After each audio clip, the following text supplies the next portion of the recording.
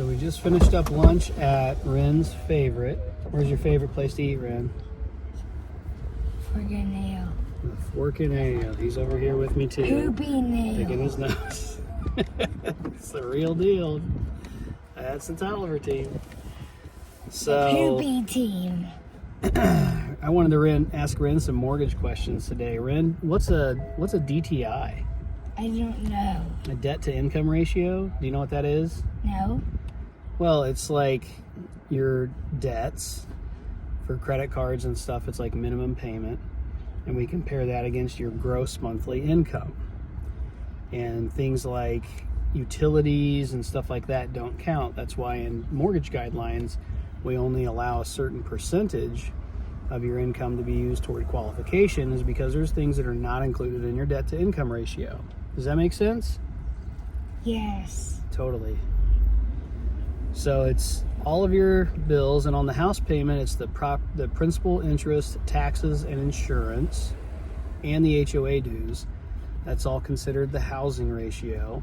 And then the housing ratio, the housing expense, plus your other debts, car payments, minimum credit card payments, things of that nature. Student loans, that's where things really get tricky. What if you have student loans that you're not making payments on because they're deferred? Do you think we have to include those in your debt to income ratio? Yes. See, you're smart. You've been hanging around Dad a lot when I'm talking about mortgages. Yes, even though you're not making a payment because they're deferred, we still have to include something in your debt to income ratio, and it varies by program how much we have to include. It can be anywhere from an income-based amount, which would be primarily these days and really just doctor or portfolio loans, or anywhere from 0.5% of the balance of your student loans to 1% of the balance of your student loans has to be included as the payment.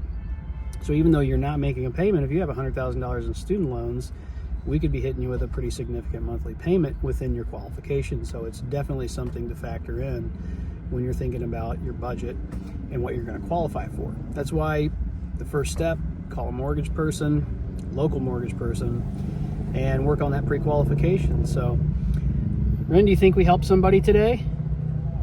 Yes. Yes? And what did we help them understand?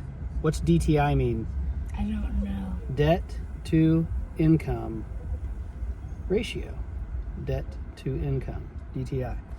Have a great one.